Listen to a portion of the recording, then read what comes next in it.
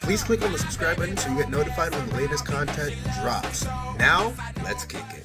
Time for my 5 flaming hot picks for NFL Week 8. So last week we went 3-2. We were right about the Bills -9 over the Titans. We were right about the Bengals on the money line. We were right about the Commanders on the money line. Now the Chargers didn't come through for me as I thought they would against the Cardinals, and the Vikings weren't able to come back after their bye week and beat the Detroit Lions. That's all right. We're here. We're going to make some money this week. So for NFL Week 8, I got the Bengals on the money line over the Eagles. Every time I bet the Bengals on the money line this season, I have been right and I have been making money, and we're going to continue that streak here. It'll be a 1-point game, and they could easily cover this point spread. But in my honest opinion, I think the Bengals right now, their defense is playing much better than they have been all season long. They're finally in cohesion, and their offense is also getting healthier, getting better. Joe Burrow is still Joe Burrow. They're 3-4 right now. I predict they're going to go 4-4.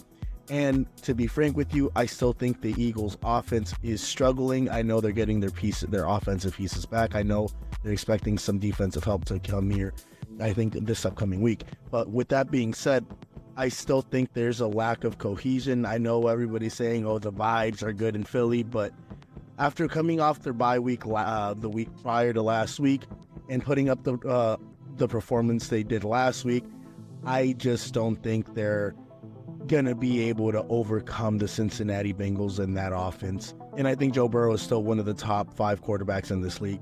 I just don't think the Eagles defense is good when they face a competent quarterback. The second game I'm taking is the Browns +8.5 to cover against the Ravens. I think the Ravens are still going to win. Lamar Jackson is having an incredible season with Derrick Henry there. That offense is cohesive. That offense is incredible. Now, I know that the Browns haven't faced Lamar Jackson in this offense, but the Browns have always been able to scheme good defenses to defend against Lamar Jackson. I know he struggles every time they face him, and they think the last time they faced off against Lamar Jackson and the Ravens, Browns came out victorious. So I think the Ravens are going to continue their streak. I think they're going to continue to roll, but I don't think 8.5 is the number. If this was a touchdown game, I'd give it to the Baltimore Ravens, but 8.5 for a divisional rivalry game. I like the Browns to cover in this divisional rivalry game. I think the whole adding Jameis Winston to the offense is going to help elevate them, especially because there have been grumblings that they felt like Deshaun Watson was holding the team back. I have been saying that the offensive line for the Cleveland Browns this year has been atrocious. And because of that offense, that they don't have a run game, they don't have a pass game, they can't protect anybody, they can't gain a lot of yardage. And for them to be able to put up 14 points to me is even astonishing with how bad offensive line play has been. But who knows, maybe Jameis Winston can mitigate that and maybe give some life to the Cleveland Browns. But because I know Jim Schwartz has been able to scheme up good defenses against Lamar Jackson and the Baltimore Ravens, I think the Browns are going to be able to cover. I think it'll be a 7-point game, and I think the Ravens are going to come out victorious. So the third game that I'm taking is the Buffalo Bills -3 over the Seattle Seahawks. The Buffalo Bills defense this entire year has been playing lights out. They have not allowed more than, I think, 20 to 25 points this season. I think it's 20 points. I may be wrong there. But the Seattle Seahawks, I know they've been dealing with injuries all year, and I know they're getting some defensive help back. But the issue with that is that I still believe that there is rust, and I believe the entire unit under the Buffalo Bills, like with Josh Allen, with Sean McDermott, I believe that entire team this season is a much better team than it was last year at this point in the season. And that's frankly just why I think the caliber of quarterback that Josh Allen is and the caliber of quarterback that Geno Smith is, I think Geno Smith is going to throw a lot of interceptions this upcoming week against the Buffalo Bills and that vaunted defense. I know the Seattle Seahawks are probably not going to have DK Metcalf out there, and even if he plays, I think the Bills can shut down that Seattle offense really easily. So I'm taking the Bills -3 to beat Seattle. The fourth game I'm taking is the Chiefs on the money line to beat the Raiders. Last year, the Raiders were able to beat the Chiefs under new head coach Antonio Pierce, and he said that there's a formula out there. They made fun of Patrick Mahomes this offseason with the whole Kermit the Frog skit that they did over there. I like the Chiefs to just straight up win. I think the point spread, was 9.5 points. Yeah, the point spread was 9.5 points. For a divisional rivalry game, I know they don't have Devontae Adams there, but their defense is still healthy. I think they have the framework to make this a close game, but I just don't see the Raiders being able to overcome and beat the Chiefs, the Patrick Mahomes, the mystique of Patrick Mahomes and Travis Kelce. Even though they have beat them last year, I think with the addition of DeAndre Hopkins, I think the Chiefs are going to be able to beat the Raiders.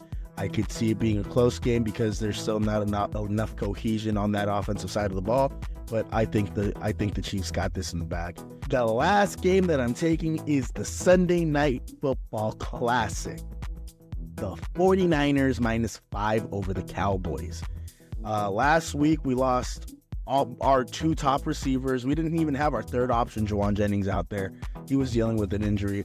So we were relying on our rookies. We were relying on Ronnie Bell, who I don't believe in. And we went out there and we got our asses kicked in and beat by the Kansas City Chiefs. Even though we had an opportunity to make it a close ball game there at the end, we just couldn't convert. We just couldn't get our offensive unit to be cohesive enough. And frankly, I'll be honest with you, that entire week leading up to that game, I didn't feel the vibes were there. I know the vibes weren't there. They just felt like this was just another game. Like, we got to play the Chiefs. We weren't feeling ourselves. But this game against the Cowboys, after what happened last week, we coming out there. We're going to be desperate. They ain't got Micah Parsons out there. And even if Micah Parsons was out there, he would have had a 0 stat line because we know how to mitigate that disaster. So take the Niners -5 to beat the Cowboys, even though they're coming off a bye week. Brock is a much better quarterback than Dak, in my personal opinion. And this week, without Brandon Ayuk, who's out for the season, with Deebo coming back from his pneumonia thing, if Juwan Jennings does play, I think we're going to see a better showing from Ricky Pearsall. And the Niners run game with Jordan Mason and even Isaac Guerrero, I think it's going to be phenomenal. And we're after this week, we're in our bye week. We get Tampa, and we hopefully get CMC back. So take the Niners -5 to cover and beat and smash the Cowboys, who cannot stop the run. And yes, ladies and gentlemen, my 5 picks are Bengals on the money line, Browns +8.5 to cover against the Ravens to win, Bills -3 over Seattle, Chiefs on the money line against the Raiders, and the 49ers -5 over the Dallas Cowboys. Guys, if you like my picks and you want to make some money, continue to follow and subscribe to this channel. Always remember, desire is power. If you desire to be great, you have the power to be great. I love you all. Stay tuned for more. Guys, have you heard? Shady Mob Productions is an official affiliate of HBO Max. Click on the link in the description and sign up so you can watch hit series like Hard Knocks, Game of Thrones, and House of Dragons. Also, don't forget to hit that subscribe button so you can be notified when the latest content drops.